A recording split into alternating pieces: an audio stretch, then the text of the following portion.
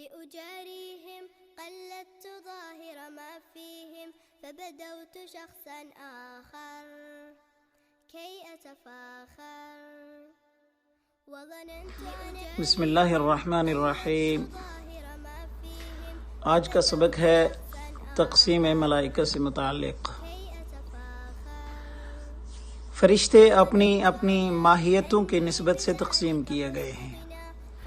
ان میں سے کچھ تو حاملین عرش ہیں اور کچھ عرش کے چاروں طرف رہتے ہیں۔ فرشتوں کی یہ دونوں قسمیں اشرف الملائکہ ہیں اور مقربین کہلاتے ہیں، جن کا پہلے ذکر آ چکا ہے۔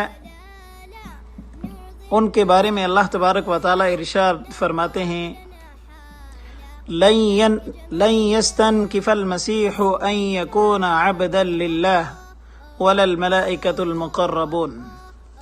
جبرائیل اور میکائیل علیہ السلام بھی انہی ملائکہ مقربین میں شامل ہوتے ہیں۔ یہ فرشتے یعنی ملائکہ مقربین اگرچہ عام مسلمانوں کے سامنے نہیں آتے تاہم ان کے حق میں مغفرت کی دعا کرتے رہتے ہیں، یعنی عام آدمیوں کے بارے میں۔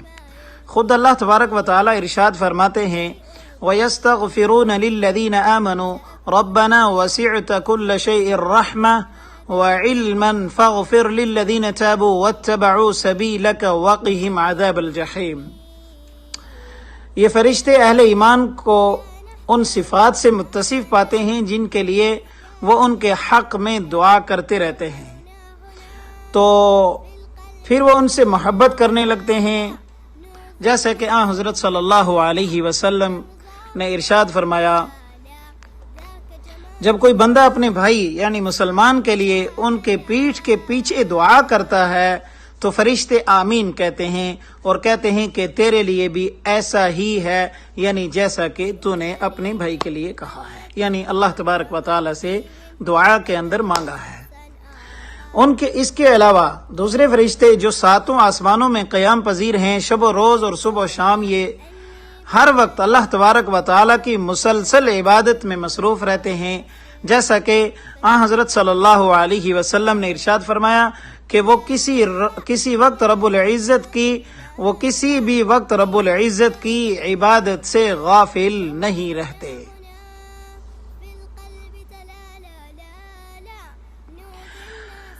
حضرت صلی اللہ علیہ وسلم نے ارشاد فرمایا کہ وہ کسی بھی وقت اپنے رب کی عبادت سے غافل نہیں رہتے۔ کوئی سجدے میں ہے تو کوئی قیام میں ہے، کوئی تسبیح کر رہا ہے تو کوئی تحمید کر رہا ہے تو کوئی رکوع میں ہے۔ انہی فرشتوں میں وہ فرشتے بھی آتے ہیں، وہ فرشتے بھی ہیں جو آگے پیچھے 70,000 کی تعداد میں بیت المعمور کی طرف جاتے ہیں۔ ایک گروہ کی صورت میں 70,000 کی تعداد میں بیت المعمور کی طرف جاتے ہیں، لیکن ان فرشتوں کی تعداد اتنی ہے کہ 70,000 کے ایک گروہ کو دوبارہ بیت المعمور یعنی عبادت کے لیے دوبارہ جانا نصیب نہیں ہوتا۔ ایک بار کر لیا خلاص مسئلہ ختم، اس کے بعد دوبارہ انہیں دوبارہ وہاں پہ آ کر کے عبادت کرنے کا موقع میسر نہیں آتا ہے۔ ان کے متعلقین کچھ دوسرے جنات پر متعین ہیں، نیز ان بزرگ ارواح میں پر جو آسمان پر قیام پذیر ہیں، یہ فرشتے ان کے اور ان کے متعلقین کے رہنے سہنے، کھانے پینے اور ملبوسات کا انتظام کرتے رہتے ہیں، جس کے بارے میں بلکہ اس حد تک انسان کا خیال بھی نہیں کیا جا سکتا ہے۔ یہ حدیث سے یہ بھی پتہ چلتا ہے کہ جنت کا داروغہ بھی ایک فرشتہ ہے جس کا نام رضوان کہلاتا ہے، اور آپ سب کو تقریباً رضوان کا نام یاد ہوگا۔ اس حدیث شریف میں تفصیل سے ذکر موجود ہے۔ کچھ فرشتے ایسے ہیں جو دوزخ پر متعین ہیں، ان کی تعداد 17,000 ہے، 17,000 نہیں بلکہ صرف 17 ہے۔ ان فرشتوں کا سر گروہ جو فرشتہ ہے اس کا نام مالک ہے، اور دوزخ کی ساری آگ کا وہی نگران ہے۔ اللہم احفظنا منہم۔ اللہ اکبر. دوزخ کے ان فرشتوں کا اور مالک کا قرآن شریف میں ذکر موجود ہے. اچھا، کچھ فرشتے بنی نوع انسان کی حفاظت پر مامور ہیں. والبی سے روایت ہے کہ ہر انسان کے گرد و پیش میں ایک فرشتہ ضرور ہوتا ہے جو اللہ تبارک و تعالیٰ کے حکم سے ان کی حفاظت کرتا رہتا ہے، لیکن اللہ ہی کے حکم سے اس کے پاس سے ہٹ جاتا ہے. اکرمہ نے ابن عباس کے حوالے سے یہ روایت نقل کی ہے. مجاہد کی روایت یہ ہے کہ ہر مومن پر ایک فرشتہ موجود ہوتا ہے جو اس کی جنات اور دوسرے انسان اور شیاطین سے اس کی حفاظت کرتا ہے اور ان وسوسوں سے بھی اسے تحفظ دیتا ہے. یہ سب اس کے دل میں ڈالنا چاہتے ہیں. کون؟ یعنی شیاطین جو کچھ اس کے دل و دماغ کے اندر ڈالنا چاہتا ہے، یہ فرشتے جو اس کے اوپر مقرر کیے گئے ہیں یہ اس کے لیے ایک ڈھال کے طور پر کام کرتے ہیں. ابو اسامہ کہتے ہیں کہ کوئی آدم زاد ایسا نہیں جس کی حفاظت پر ایک فرشتہ مامور نہ ہو، اور جب تک اللہ تبارک و تعالیٰ کی مرضی نہ ہو اسے کوئی تکلیف پہنچا نہیں سکتا ہے. مجاہد روایت کرتے ہیں کہ ایک شخص حضرت علی رضی اللہ تعالی عنہ کے پاس آیا اور آپ سے اس بارے میں سوال کیا تو آپ نے جواب دیا کہ اللہ تبارک و تعالیٰ کی مرضی نہ ہو تو کوئی شخص کسی کو قتل بھی نہیں کر سکتا ہے، کیونکہ اس کی حفاظت کے لیے اللہ تبارک و تعالیٰ کی جانب سے 2 فرشتے مامور ہیں جو ہر وقت اس کی حفاظت کرتے رہتے ہیں.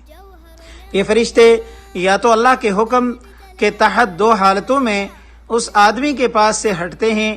ایک تو یہ کہ جو کچھ اس کی تقدیر میں لکھا ہے وہ اسے پیش آ جائے، یا دوسری صورت یہ ہے کہ اس کی موت کا وقت آ جائے تو یہ فرشتے اس کے بعد اس کے پاس رہتے نہیں ہیں.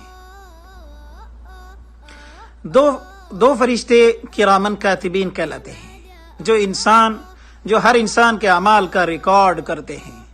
ان کا ذکر ہم پہلے ہی کر چکے ہیں جیسا کہ کرامن کاتبین یا نکیرین کے بارے میں. حافظ ابو عبد الرحمن بن ابی حاتم نے اپنی تفسیر میں اپنے والد یعنی علی بن محمد طاقشی، وکیع، سفیان کی زبانی، علقمہ بن یزید اور مجاہد کے حوالے سے جو حدیث نقل کی ہے پیش کرتے ہوئے لکھا ہے کہ کرامن کاتبین آدمی کے پاس صرف 2 حالتوں میں کرامن کاتبین آدمی کے پاس سے صرف 2 حالتوں میں ہٹ جاتے ہیں. ایک تو اس وقت جب وہ حالت جنابت میں ہو یعنی غسل کر رہا ہو، اس کے ساتھ آپ کا یہ ارشاد بھی نقل کیا ہے کہ آپ نے فرمایا کہ آدمی کو اپنا ستر غیر ضروری اوقات میں ڈھکے رہنا چاہیے تاکہ ان فرشتوں کو اس کے پاس سے ان اوقات میں بھی ہٹنا نہ پڑے. یہ حدیث مرسل ہے، تاہم اسے بزار نے جعفر بن سلیمان کے حوالے سے اپنی مسند میں شامل کیا ہے، لیکن علقمہ اور مجاہد اسے محل نظر ٹھہراتے ہیں. ابن عباس رضی اللہ تعالیٰ عنہ کے حوالے سے اس سلسلے میں جو حدیث نبوی پیش کی گئی ہے وہ زیادہ واضح ہے. ابن عباس رضی اللہ تعالیٰ عنہ روایت کرتے ہیں کہ حضرت صلی اللہ علیہ وسلم نے ارشاد فرمایا کہ اللہ تبارک و تعالیٰ نے تمہیں بے شرمی سے روکا ہے، لہٰذا تم اللہ تبارک و تعالیٰ کے علاوہ نکیرین سے بھی شرم کیا کرو جو تم سے 3 حالتوں کے سوا کبھی بھی جدا نہیں ہوتے ہیں. ایک بوقت صحبت یعنی بیویوں سے ہم بستری، دوسری حالت جنابت اور تیسری حالت غسل کی ہے کہ جب تم برا نہ ہو سکتے ہو. پھر فرمایا کہ غسل کے بعد جو کپڑا وغیرہ میسر ہو وہ پہن لیا کرو، اس سے اپنے جسم کا وہ حصہ چھپا لیا کرو جسے ستر کہا جاتا ہے، جس کے ڈھانپے بغیر نماز نہیں ہوتی، کیونکہ فرشتوں کو اللہ تبارک و تعالی نے اخلاق کریمانہ عطا کیے ہیں اور جو ان کے نام سے ظاہر ہے. یہ فرشتے اعمال قبیحہ کے وقت آدمی سے دور ہٹ جاتے ہیں. اس لیے انسان کو چاہیے کہ ایسے اوقات میں بہت جلدی سے جو اپنی ضروریات بشریہ ہیں، جو تقاضۂ بشریہ ہیں، ان سے فارغ ہو کر کے انسان جلدی سے کپڑے پہن لے، تاکہ یہ مقربین اور یہ کرامن کاتبین اور یہ اللہ تبارک و تعالیٰ کی طرف سے ہمارے حفاظت کے اوپر جو معمور فرشتے ہیں وہ ہمارے پاس دوبارہ حاضر ہو جائیں۔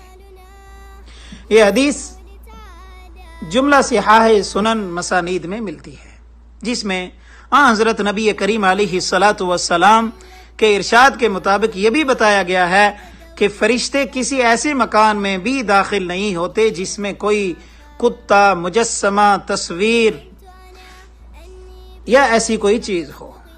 ایک روایت میں حضرت علی رضی اللہ تعالیٰ عنہ کے حوالے سے لفظ بول کا ذکر کیا گیا ہے، یعنی جس گھر میں جگہ جگہ بیت الخلا کے علاوہ پیشاب پڑا ہو یا کیا جاتا ہو۔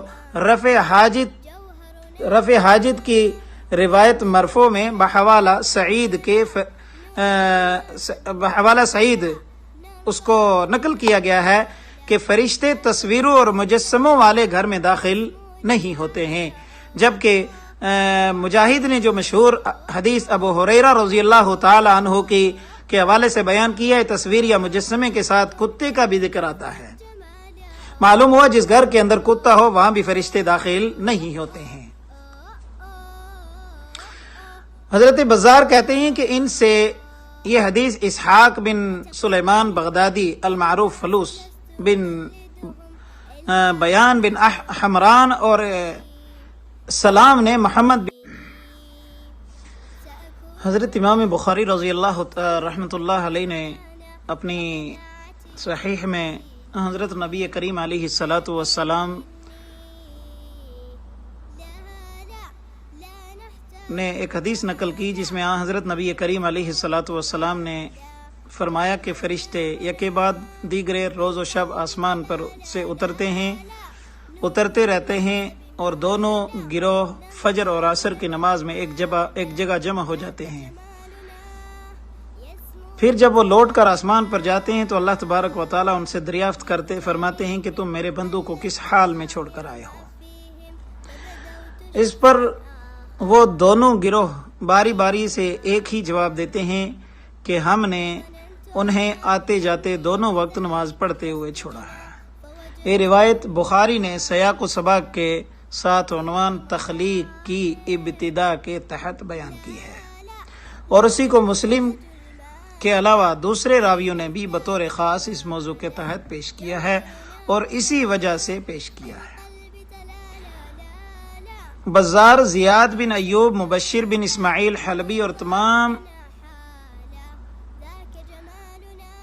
بن نجیع کی زبانی حسن یعنی حسن بصری اور انس کے حوالے سے روایت کرتے ہیں کہ حضرت نبی کریم علیہ الصلاۃ والسلام نے ارشاد فرمایا کہ کاتب اعمال یعنی اعمال کو لکھنے والے فرشتے جب کسی شخص کا دن بھر کا صحیفہ یعنی اس کا اعمال نامہ، اس کا کتابچہ لے کر اللہ تبارک و تعالیٰ کی خدمت میں حاضر ہوتے ہیں تو اللہ تبارک و تعالیٰ اور اس کے لیے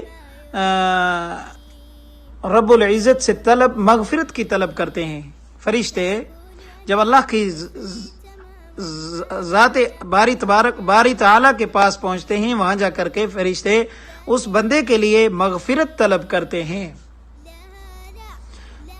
تو اللہ تبارک و تعالیٰ فرماتا ہے کہ صحیفے کے دونوں کناروں کے درمیان جو کچھ تم نے لکھا ہے اس کا حساب کتاب میں نے اپنے بندے کو معاف کر دیا۔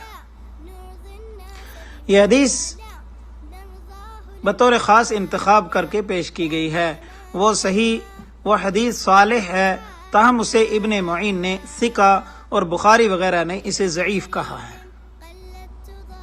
لیکن امام احمد کے نزدیک اس کا اصل مقصود یہ ظاہر کرنا ہے کہ ہر شخص کا نامہ اعمال لکھنے کے لیے اس کے ساتھ 2 فرشتے رکھے گئے ہیں، جن میں سے ایک اس کے آگے اور ایک پیچھے ہے۔ اللہ تبارک و تعالیٰ کے حسب حکم اس کے تمام اقوال اور اعمال کا ریکارڈ جمع کیا جاتا ہے۔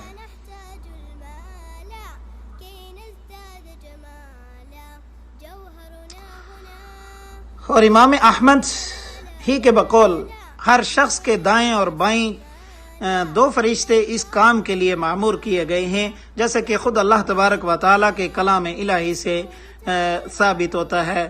عن الیمین وعن الشمال قعید ما یلفظ من قول الا لدیہ رقیب عتید.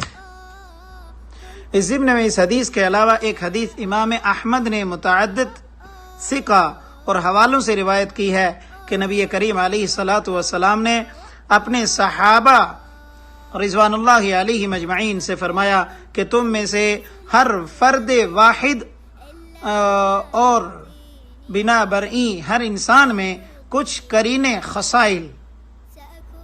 خصائل شر اور خصائل بد پائے جاتے ہیں، جنوں کے اور کچھ قرینے خصائل خیر فرشتوں کے جمع ہیں. یہ سن کر آپ کے صحابہ نے آپ علیہ الصلاۃ والسلام سے دریافت کیا، یعنی پوچھا آپ میں یا رسول اللہ صلی اللہ علیہ وسلم؟ تو آپ علیہ الصلاۃ والسلام نے فرمایا مجھے تو اللہ تبارک و تعالیٰ نے اپنے صفات پر پیدا کیا ہے، یعنی مجھ میں تمام خصائل خیر جمع ہیں. اس حدیث نبوی علیہ الصلاۃ والسلام کا استخراج مسلم نے منصور کی روایت سے کیا ہے، جس سے آپ کا مطلب یہ تھا کہ ہر انسان میں خیر و شر دونوں کی استعداد بلحاظ تخلیق موجود ہے.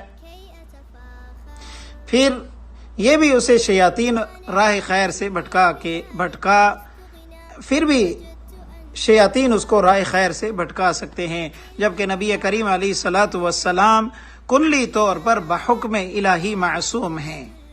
اس لیے نہ آپ کو شیطان کسی وسوسے میں مبتلا کر سکتا ہے، نہ آپ کے نامہ اعمال میں بجز خیر کچھ لکھا جا سکتا ہے. وباللہ المستعان.